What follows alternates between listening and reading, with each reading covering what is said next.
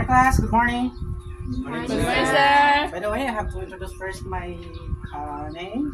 My name is Sir Ryan M. Rosario, your teacher administrator for today. And first, can I request everyone to please stand up for our prayer?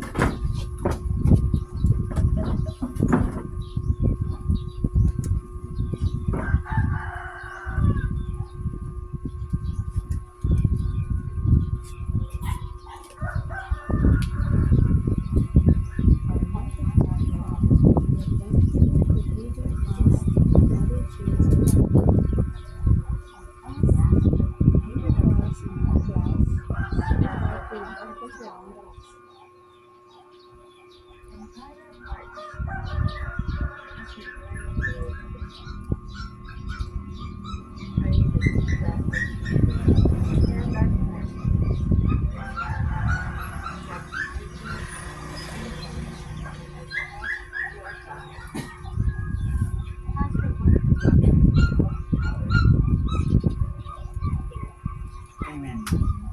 Now you may take your seat and please arrange your chair and pick up some pieces of paper on your chair. Now let's take your attendance. Mr. President, Mr. Piven, do we have an absent for today? No, sir. All present. Okay, very good. Now I have to introduce our classroom rules. Classroom rules, can you read everyone? First, avoid unnecessary noises. Second, raise your hand if you want to answer or when you ask questions. Last, turn off your gadgets. Okay, thank you all very much. So, kumusta? Okay lang, sir.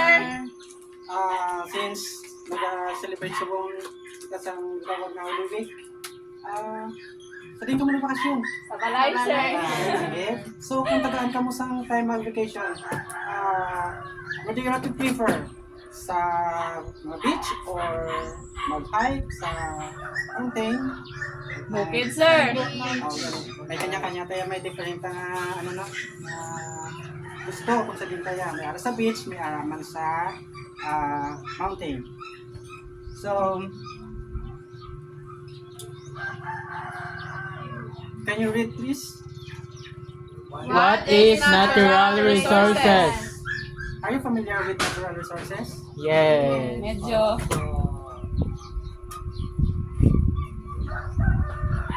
Name some example of natural resources your family with.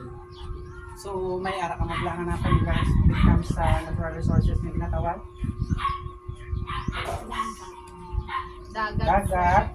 Yes. Ano pa yan? Mga trees. Trees.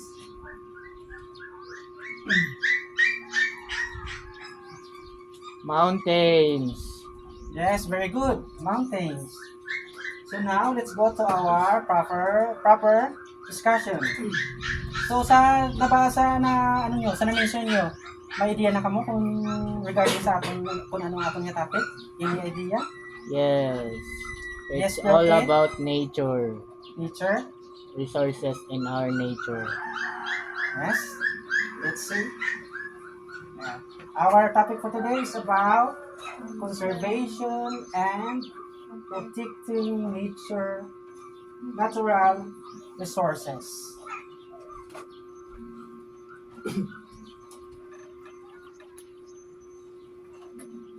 So, what can you say about the picture? Trees. Ating Trees. May gin, ito na kahoy.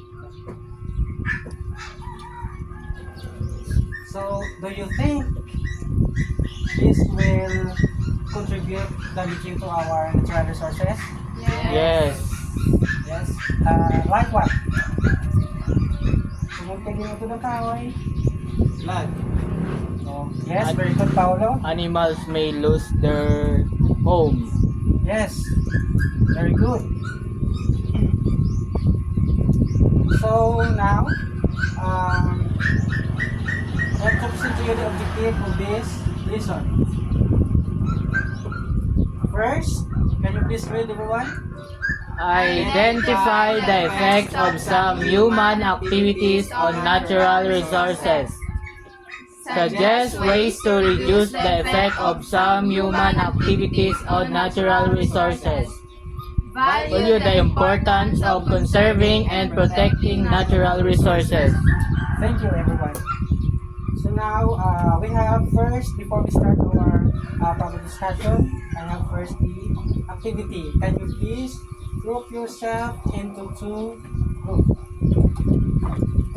Or, muna namin ang group 1, then ang group 2 is dito. Group 1 and group 2. Ay, ang aking marker and Manila paper. So, I will give you 4 to 5 minutes to finish that activity. May aring makaligay question ang group 1, then ang group 2 ay araman.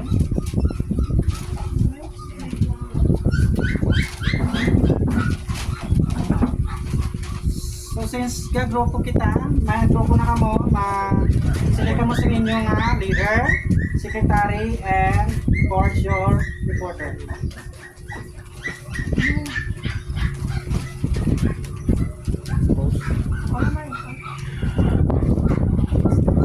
Are you done with your activity?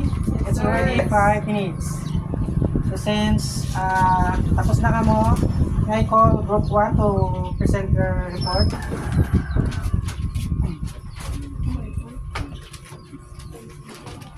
Okay, so this is our activity about 3 human activities and effects on natural resources. First is or answer cutting trees or deforestation. Its effect is eliminate the habitat of wildlife.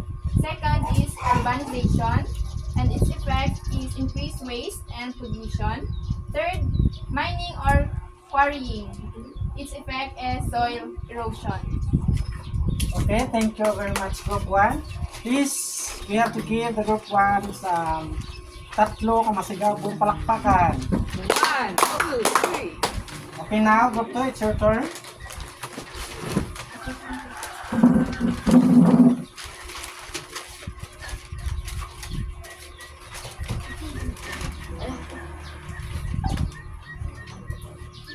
So, the 3 ways to conserve and protect our natural resources is to plant more trees, turn off the appliances when not in use, and conserve water. Thank you, group 2. Tagaan naman sila sa tatlo man kamasigabong na palakpakan.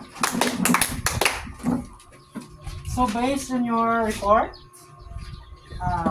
what are the some human activities that destroys our natural resources? Deforestation. That's very good. Quarrying, mining, urbanization, yes. What are the effects of some human activities in our natural resources? Okay, ang na-mention kanina, yung makakosang air pollution, water pollution, and some na mga effects nila. At this point, natural resources. If we see natural resources, can you read this? Resources That are available in nature that can be used in economic gain. Examples are air, water, sunlight, soil, minerals, and many more. Yes, atong na-mention nyo tanan, it's natural resources. Ako to siya ang natawag natin ng mga natural resources. There are 2 types of natural resources. May idea ka mo kung ano mga 2 types sa natural resources? I'm not sure. Wala.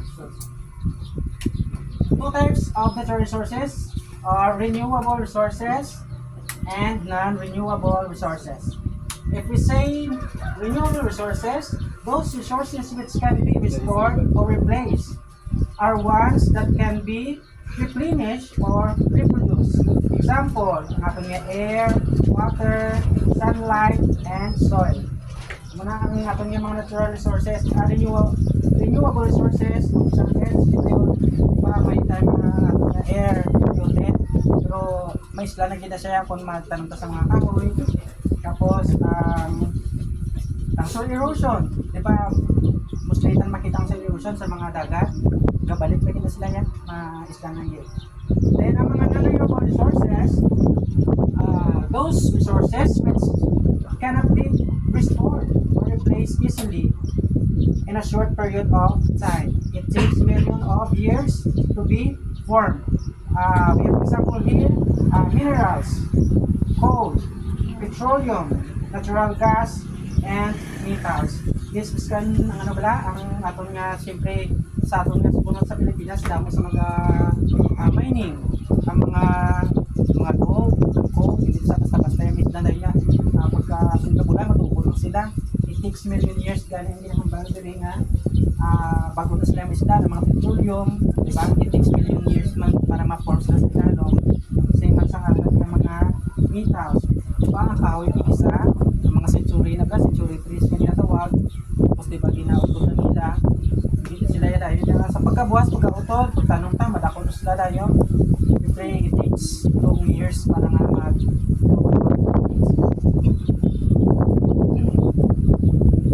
human activities can have major effects on natural resources, often causing damage, degradation, or depletion if not managed properly.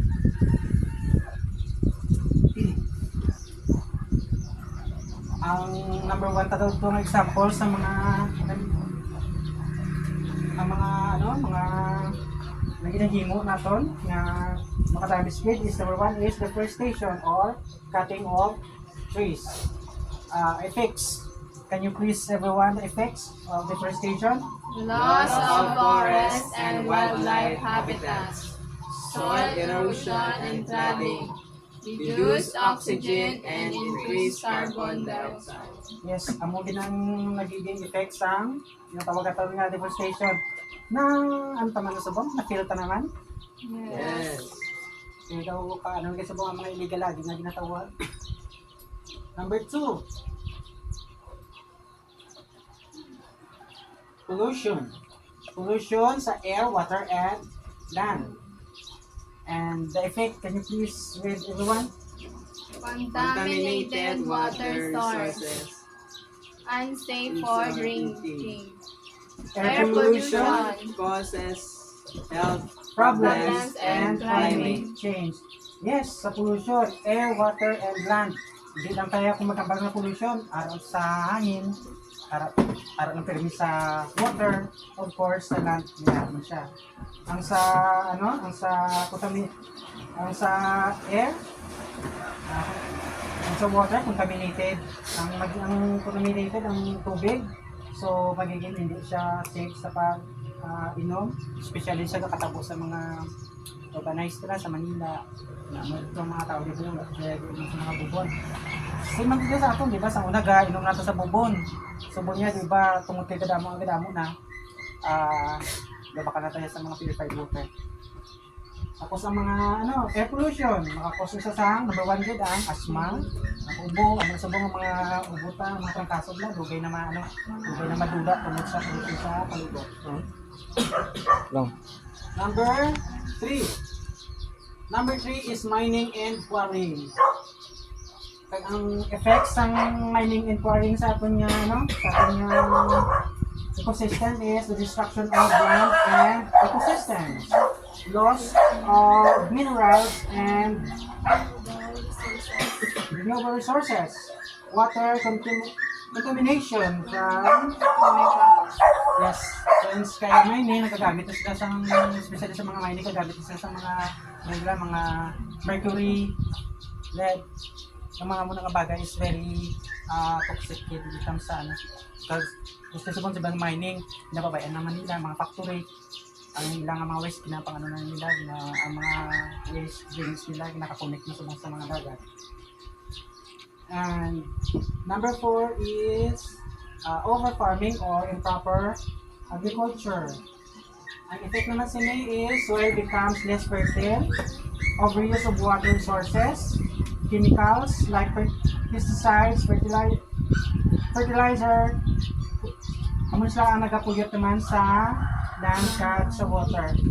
Ang sa pagpanganin, ang sa atong ang sa mga farming, nagiging problema nito is because na ang sa katuinan lang na ginauma ang sa kaduta. Mas damo ang mga fertilizer yung ginagamit. So minang mga fertilizer pag maano sila absorb siya sa duta, sila sa tubig. Hindi po sa duta na ito. And number 5 is overfishing and hunting. Subong mga nagsubong daw wala ka sa amin na mga dynamite fishing, ang mga cyanide fishing, so nakalusumot sa mga pero mostly ang mga kakabong overfishing and hunting. It affects decrease or extinction of species, disruption of food chains, loss of biodiversity. And the number 6 is urbanization or building cities. Ano sabong maano tagit sabong si Camilla Homes, sa mga bilyar, na gabakal sila sa mga dagpo ng mga tuta, then patayo nila kondo. Ang sabong yan mga sinaan yan magiging effect is loss of natural habitats, increased waste pollution, more demand for water, energy, and nagani kapatiran subong bakal kapatid isa pa sa ato yung mga space daw nakadula na sa tawag na urbanization or building cities.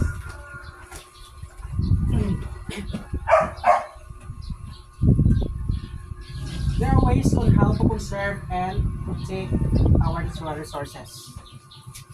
Siyempre kita ng mga tao, may mga ways kita kung paano nato itong maprotektahan ng ating natural resources. And number 1 is practice 5 hours. Okay ba ka mo? Yes. If you say 5 hours, may idea kung anong 5 hours? Use, reuse, recycle. Refuse, reduce, reuse, recycle, and reproduce. So yan naman nga 5 hours. Number 2 is save water. Yes, kinangata kung kung ating mga natural resources. Isa sa mga save na sa water. Number 3 is save electricity. Ang save electricity, ako na, kung wala tayo ginagamit ang aton yung mga mga appliances, kinanglan natin i-turn off ang mga appliances ta. Number 4 is protect and plant trees. Nagkatanong mo kamo sa inyo sang kahoy? Yes. Wow, very good. Okay, tanong mga mabot. Number 5, use eco-friendly transportation.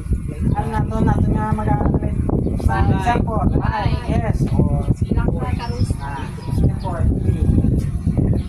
Sagal ng mga bata niya. Avoid single-use plastics.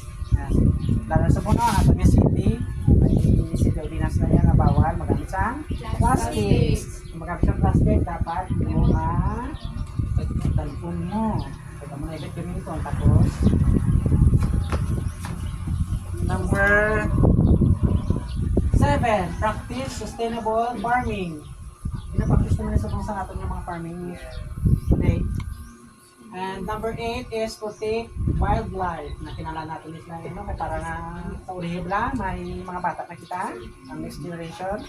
At least makita ko sila sa mga kiss nga ginatawag. Basit na puro sa sunod na generation, makita na lang nila puro na lang ang plano. Salaan pa nilang bird. Tapos raise awareness. Dahil sa mga importante nga bagay nga aton man nga sa ating mga operation sa ating mga raise of awareness. And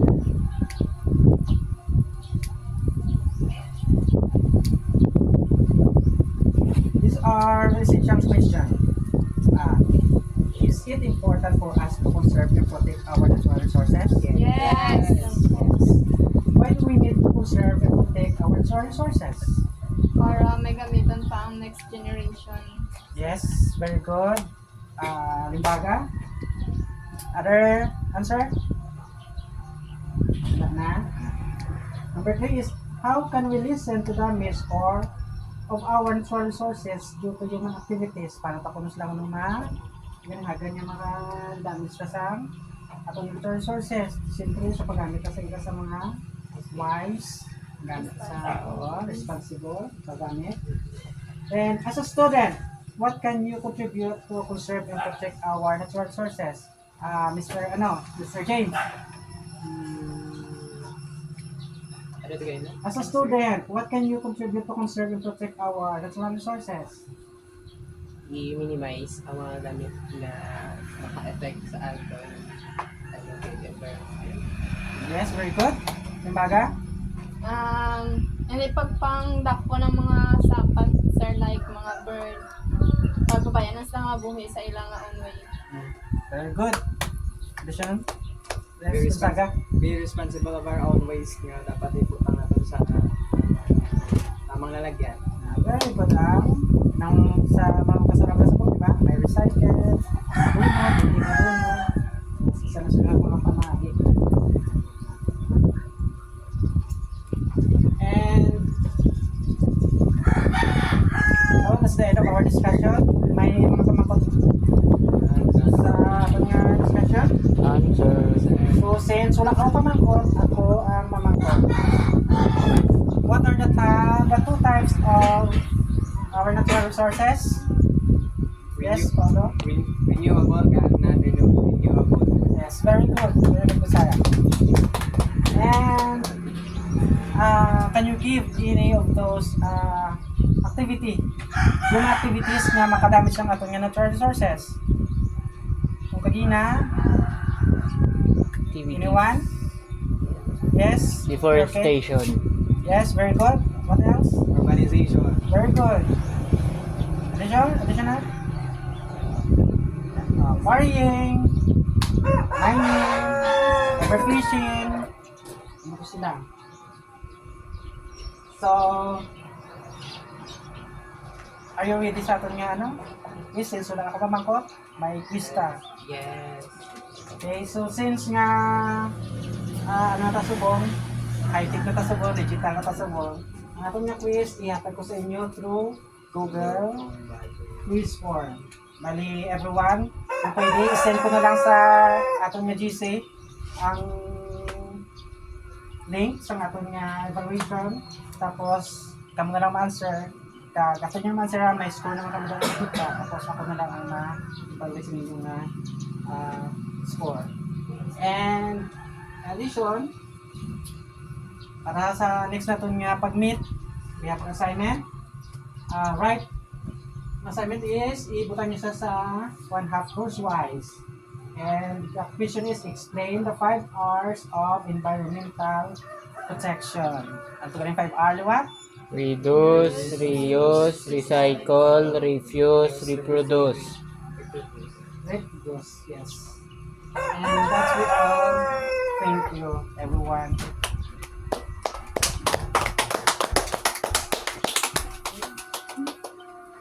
23 minutes.